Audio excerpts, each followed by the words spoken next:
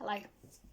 Today, in our reading from Matthew's Gospel, we are confronted with the tricky subject of forgiveness.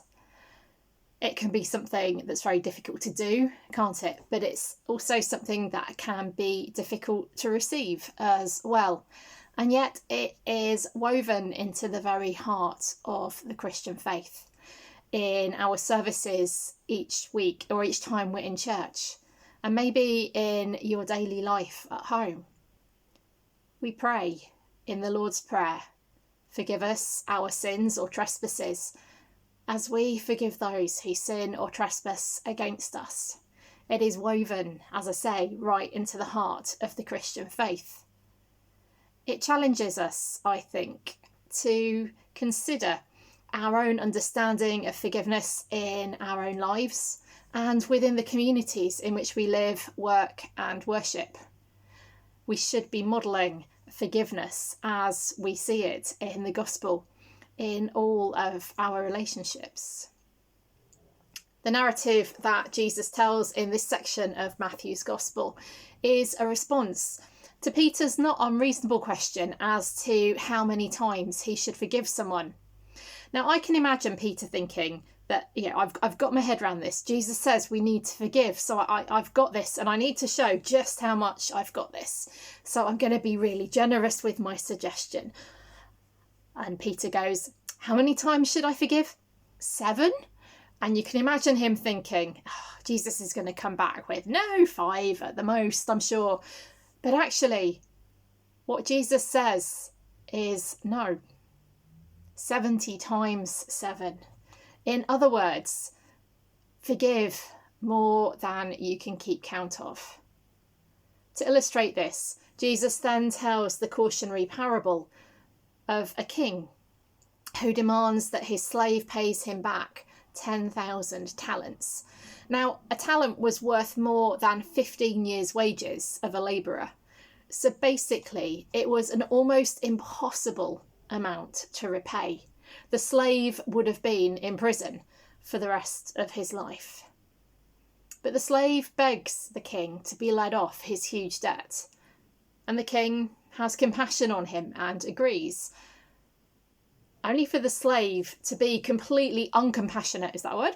Uncompassionate himself, and then go and demand that another slave who owes him the tiniest fraction of the large amount that he owes to be put in prison until he can pay back that tiny amount. Now, not surprisingly, when the king finds out, he hands the first slave over to be tortured until he can pay back his own debt. Where is the forgiveness in this story? Well, initially it's with the king, but certainly not with the slave, who could not relate the king's forgiveness of him to his own future actions and his relationships with those around him. Each of us has to learn that in seeking forgiveness for ourselves, we need to be capable of forgiving others as a natural follow-on. If we are able to offer forgiveness to those around us, then we create in ourselves the space for God's forgiveness to be received by us, and we create a space to receive forgiveness from those around us as well.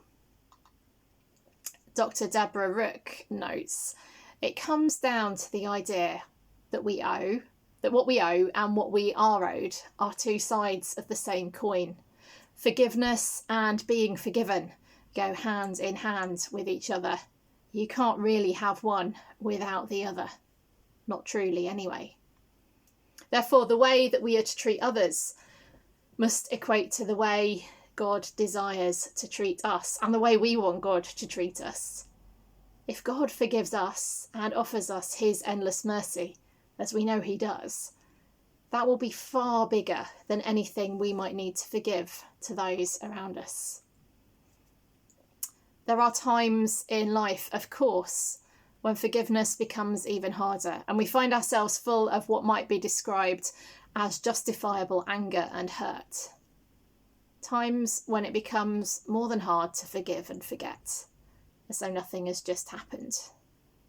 Actually, just forgetting is not reality, for wrongs against us do happen, and we do have to process them over time for what they are.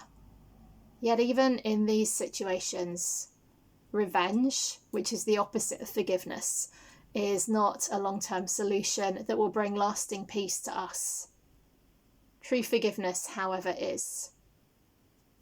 The final verses of our passage today give a stark reminder of the consequences on our own relationship with God if we choose not to forgive others.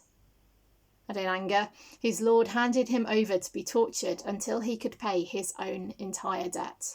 So my heavenly Father will also do to every one of you if you do not forgive your brother or sister from your heart. It's a very hard lesson to take on board, but can we honestly afford not to?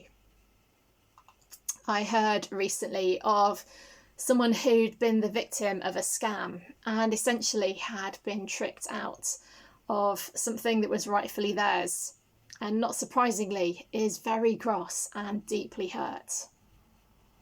These are the kinds of challenging times when it is so very hard to even think about forgiveness, especially when in this case hard-earned cash has been lost, potentially forever. These are the times when we feel acutely the challenge God sets us to forgive. It won't be remotely easy, and it may take some while, but it's what we are called to do time and time again. Let's not forget that what we offer by way of forgiveness will be tiny in comparison to what is offered to us.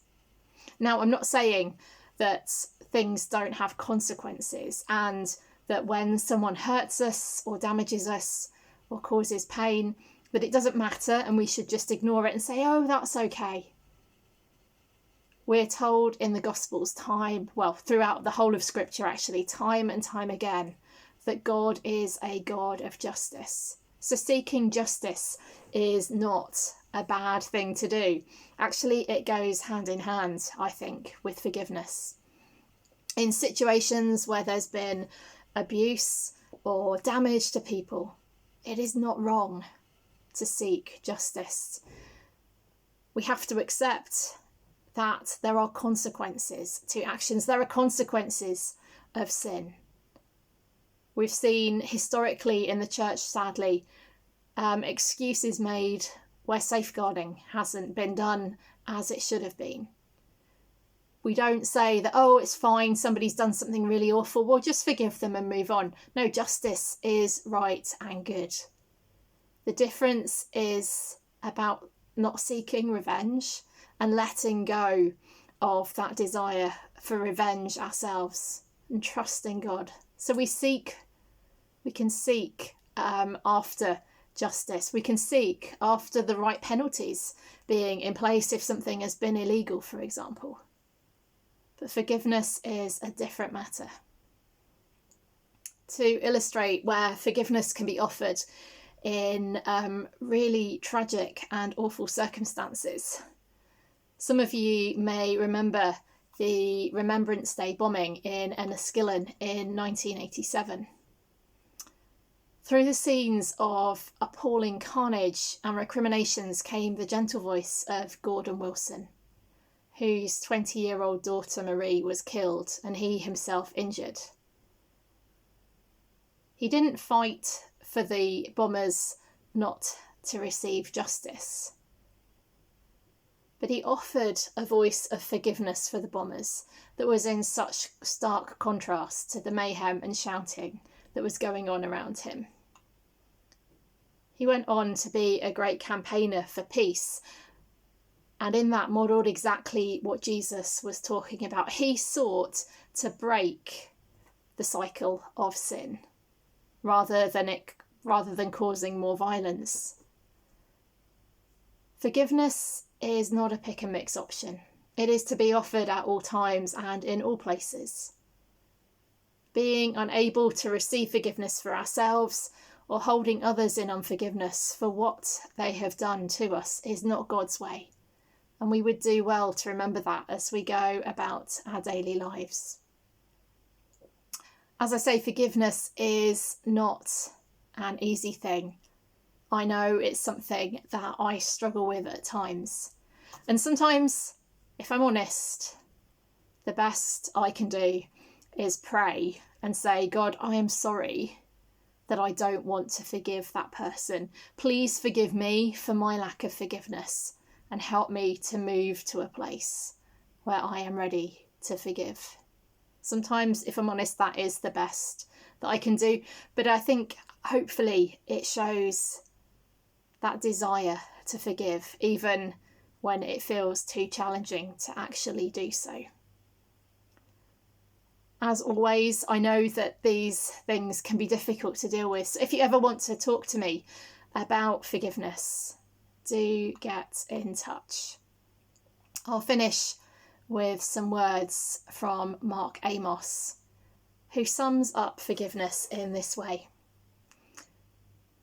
We need to forgive ourselves in the light of Christ's forgiveness. We need to forgive others in the light of Christ's forgiveness. We need to receive the forgiveness of others in the light of Christ's forgiveness. None of this is easy or popular. It means acknowledging wrongdoing, injustice, and pain. But it means saying that these things will not have the last word. This is the gospel and the freedom to which we are called. Amen.